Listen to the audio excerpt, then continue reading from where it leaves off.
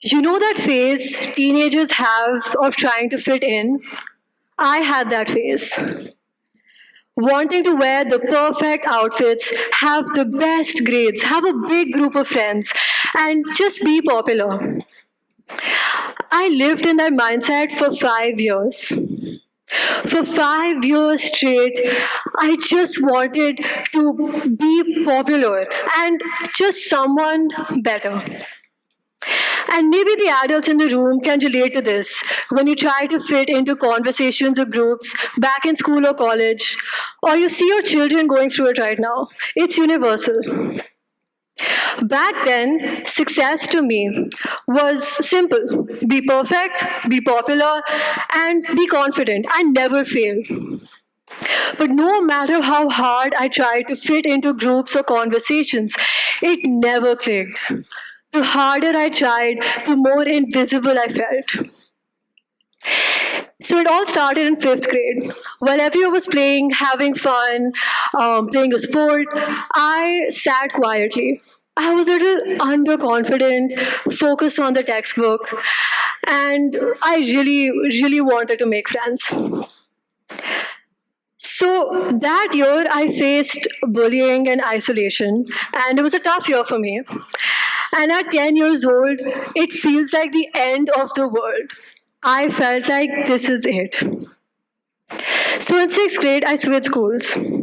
New school, new hope, new friends. I was confident that this is the year, this is it. I'm going to change, I'm going to make new friends, have a big circle.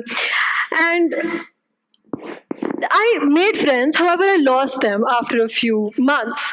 And then again, I started blaming the world. That why does this always happen with me? Why is everybody so confident in going out there? And, people are fake, my friends leave me. And in seventh grade, COVID hit. And suddenly, when all the classmates were online on calls, I felt isolated. I was close to my family. And I love them, but when you're a teenager, being left out feels like a wound that does not heal. By ninth grade, I was desperate to fit in. I started socializing more and going out there. However, it came at a cost. My grades dipped, my confidence took a hit. I joined the school dance team, but I could never perform solo. I was always scared of the spotlight. And I asked myself again, why not me? So looking back now, it may not seem like much. But when you're 13, 14, 15, this is your world. And when that world rejects you, it's like the floor is gone beneath your feet. So how did I break the cycle? One evening, I broke down and I told my parents everything, that this is what's been happening, this is how I feel. And my dad asked me one question: what are the exact traits that this ideal person you want to be has? So I thought about it. I would want this person to be outgoing, to be confident, to be welcoming, accepting towards people. I would want them to have some passions and to be recognized for something. Then he asked me, what is stopping you from being that person today? And it hit me. Nothing. It's me who's stopping me. Then he said, pick one quality of the ideal person you want to be and live it today. So that became my first real mindset shift. It was slow and tough, but I kept going. And I started by, firstly, I stopped prejudging people. And I started by accepting them for who they are. I stopped chasing after groups, after people, and after a few months, I realized that when I stopped chasing, I started attracting the opportunities, the kind of people I want around me, and positive energy. In 10th grade, I threw myself into extracurriculars, into academics, and I was just focusing on improving. I didn't have time to think about others' opinions, to seek validation. I was just focusing on myself. I worked upon my performance skills, my public speaking. I made dance my safe space where I can express myself openly. And slowly, I became the kind of person that even if I'm alone, I'm happy and contented from within.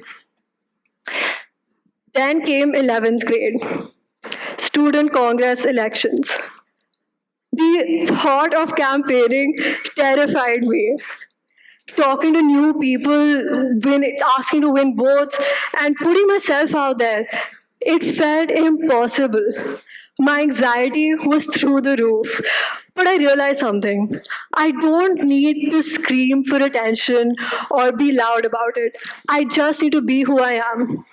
So I approached people in a friendly manner. I listened to their ideas, I shared my ideas.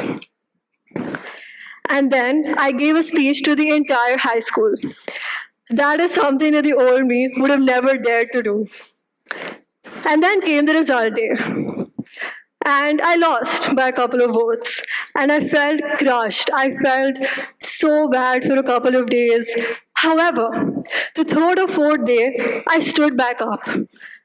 And that experience taught me something so vital, that failure is not the opposite of success.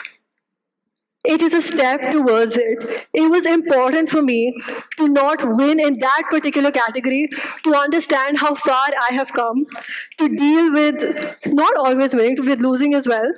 And it shaped my confidence and my character in so many ways. So, how do I define success now? Not being perfect, not by being universally liked, not by even winning every time. Success to me is becoming better than who you were yesterday. And I'm not saying it for the sake of it. I have genuinely felt that way. I've lived through these experiences and realized that I had to fall in order to be what I envisioned to be.